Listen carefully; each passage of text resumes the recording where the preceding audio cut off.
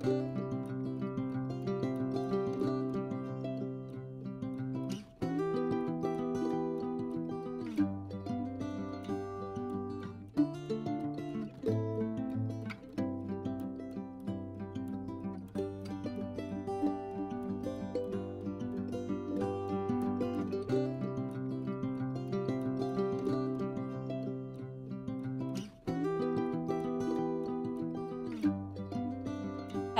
Friends, welcome back to my channel পৌলমিস blogging. আজকে বুধবার আর বাকি দিনগুলো কিন্তু ওয়ার্ক ফ্রম হোম করলেও আজকে আমার অফিস ডে, মানে অফিসে যাওয়ার দিন। আকাশে দেখো কেমন ঘন কালো মেঘ, কাল রাত থেকেই তুমুল বৃষ্টি হচ্ছে, যদিও এখনো কিন্তু কমেনি বৃষ্টিটা। আজকে বাপি আর মায়েরও কলকাতার দিকে একটু কাজ ছিল, তাই বললাম আমাকেও একটু সেক্টর 5-এ ড্রপ করে দিতে, কারণ এই ল্যাপটপ নিয়ে বৃষ্টির মধ্যে যাওয়া খুবই ডিফিকাল্ট হয়ে যায়।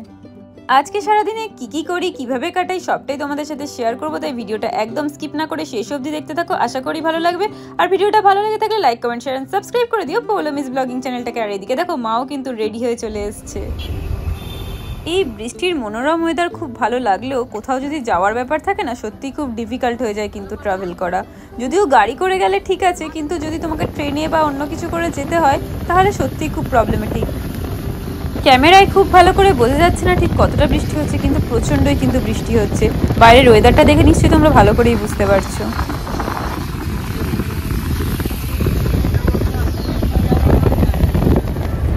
তবে এই ওয়েদারে যে কি ঘুম পায় বলে বোঝানো যাবে না। আমি গাড়িতে তো কিছুক্ষণ ঘুমিয়েই নিলাম, কারণ আমাদের বাড়ি থেকে সেক্টর 5 প্রায় 3 থেকে 3.5 ঘন্টার ডিস্টেন্স। আর এদিকে দেখতে দেখতে দেখো আমরা চলে এসেছি দক্ষিণেশ্বরের ব্রিজের কাছে। আর এখনই তোমাদের সাথে একটু শেয়ার করে নেবো দক্ষিণেশ্বরের মন্দিরটা একটু দূর থেকে। কাছে যেতে পারবো না তো কি হয়েছে, দূর থেকেই তোমাদের সাথে একটু শেয়ার করে নেবো। তবে এতটা রাস্তা চলে এলাম, দেখো মেঘ কিন্তু কমার নাম নেই, এখনো আকাশে ঘন কালো মেঘ। আর ওই যে দেখো দূরে কিন্তু দেখা যাচ্ছে দক্ষিণেশ্বর মন্দিরের চূড়া। যদি কখনো যাই সেই ব্লগটাও তোমাদের শেয়ার করব। আমি যদিও অনেক দিন ধরে যাবো ভাবছি, যাওয়াই হয়ে উঠছে না। যাই হোক, বেশ অনেকক্ষণ জার্নির পর আমি কিন্তু ঢুকে পড়েছি সেক্টর 5-এ, আর কাছাকাছি চলে এসেছি আমার অফিসের। ওই যে নীল বিল্ডিংটা দেখতে পাচ্ছ, ওইখানেই কিন্তু আমার অফিস। তোমরা যারা আমাকে আগে থেকেই ফলো করো তারা তো অবশ্যই জেনে থাকবে, কারণ আমি আগেও ব্লগ শেয়ার করেছি। আর যারা নতুন দেখছো ভিডিওটা তাদের জন্যই বলে দিলাম যে ওই ব্লু বিল্ডিংটাই কিন্তু আমার অফিস। বিল্ডিংয়ের নিচেই কিন্তু রয়েছে paper fry, burger king, Nizam's আর ডমিনোজও। যাই হোক, চলে এসেছি আমাদের মেন এন্ট্রান্স গেটে। তো এখান থেকে মা বাপিকে টাটা করে চলে যাব অফিসে।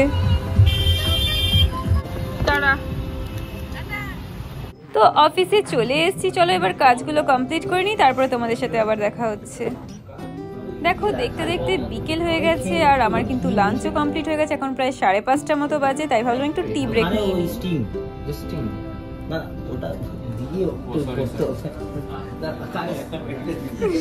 এটা ব্লগে নিলে ভালো হতো। আর এদিকে কিন্তু চলছে চা কফি বানানোর একটা জোর কদমে প্রিপারেশন। জিজ্ঞাসা করতে হবে কাটার জন্য কি আমাকে এত সম্মান দিচ্ছিস?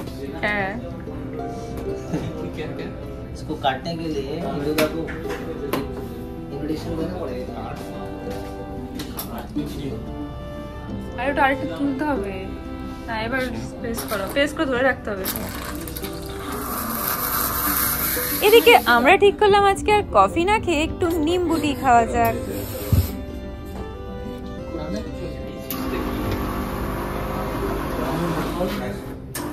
আর এদিকে দেখো আমাদের লেবু চা রেডি, আর চায়ের টেস্টটাও কিন্তু বেশ ভালো হয়েছে। আমাদের একটু দেখাই পুরো সেক্টর 5-এর ভিউটা আমাদের অফিসের উইন্ডো থেকে। আর এখনো কিন্তু দেখো আকাশে বেশ ভালোই মেঘ করে আছে। তো আজকের মতো কাজ কমপ্লিট, এখন বাড়ি ফেরার পালা। আর এদিকে দেখো মা বাপি চলেও এসছে আমাকে পিক আপ করার জন্য। আজকে ভাবছি একটু যাওয়ার পথে হলদিরামসে যাব, কারণ মায়ের অনেক দিনের ইচ্ছা হলদিরামসের ধোসা খাবে। অনেক দিন ধরেই বলছিল যাবে কিন্তু যাওয়া হচ্ছিল না। আজকে ভাবলাম যখন এসছি একটু চলেই যাই, একটু নয় বেশি টাইম লাগবে, তবে খাওয়া দাওয়াটাও হয়ে যাবে। আর সত্যি বলতে খুব খিদেও পেয়েছে। সত্যি বলতে ধোসা তো আমার খুবই ফেভারিট একটা ডিশ, আর ধোসার নাম শুনলে আমার পাটা সত্যি আটকে যায়। এদিকে দেখো আমি দেখতে দেখতে চলেও এসেছি প্রভুজি হলদিরামে। আর ওদিকে দেখো মা আর বাপি ওয়েট করছে। সেই কোন সকালে বেরিয়েছি, আর এখন দেখো প্রায় 7টা-8টা মতো বাজে। চোখ মুখ দেখেই বুঝতে পারছো কতটা টায়ার্ড লাগছে। পার্কিং ফুল। এবার গাড়ি বেরোলো দুটো। চলো আর বেশি দেরি না করে তাড়াতাড়ি রেস্টুরেন্টের ভেতরে যাওয়া যাক, কারণ পেটে কিন্তু ছুঁচোয় ডন মারছে, প্রচণ্ড খিদে পেয়ে গেছে। আর ধোসার নাম শুনলে আমার একটু তাড়াতাড়ি খিদে পেয়ে যায়।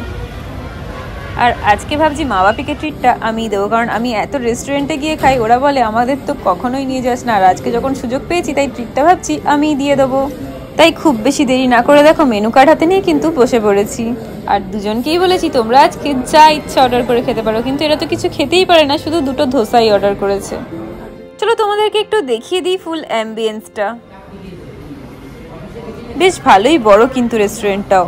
এই যে চলে এসছে আমাদের ধোসা, তো এতক্ষণ ধরে এটার জন্যই ওয়েট করছিলাম। তো চলো খাওয়া দাওয়াটা শুরু করা যাক এবার।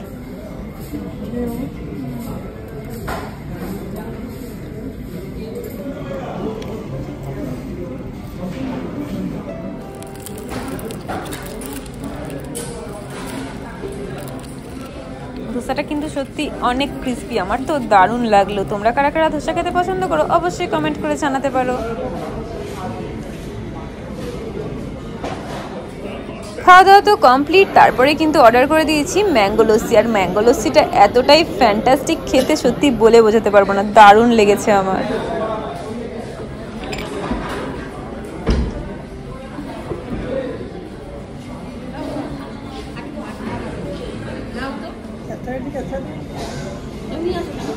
হলদিরামে এসেছি, আর একটু হলদিরামের লাড্ডু, সোনপাপড়ি, লাচ্ছা সিমু এগুলো নেবো না, এটা কখনো হতে পারে, তাই একটু কেনাকাটা করেই নিলাম। আর ভাবলাম গোপালের জন্য কিছু কেনাকাটা করবো এখান থেকে মিষ্টি, তাই বেশ কয়েকটা লাড্ডু, কাজু বরফি নিয়েই নিলাম গোপু সোনার জন্য।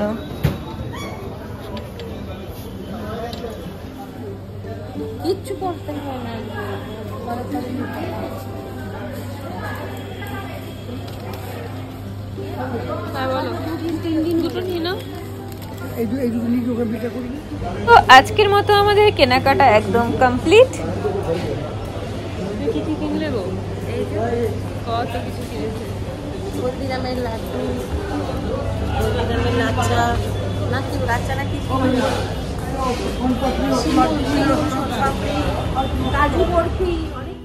চলো তোমাদের একটু ছোট্ট করে দেখিয়ে দিই হলদিরাম থেকে ঠিক কি কি কিনেছি।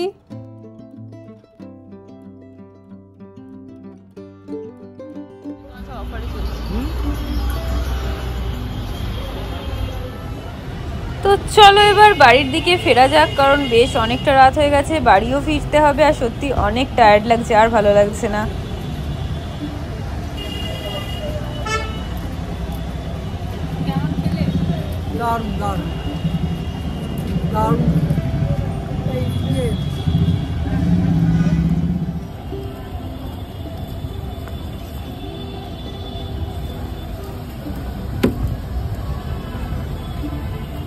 উঠে যাও মা, ঢুকে যাও।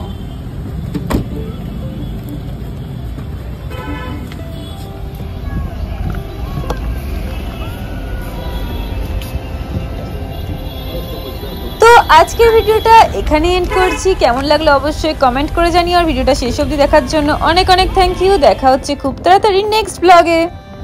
আর যদি ভিডিওটা ভালো লেগে থাকে অবশ্যই like, comment, share and subscribe করে দিও পৌলমিস ব্লগিং চ্যানেলটাকে। Thanks for watching my video.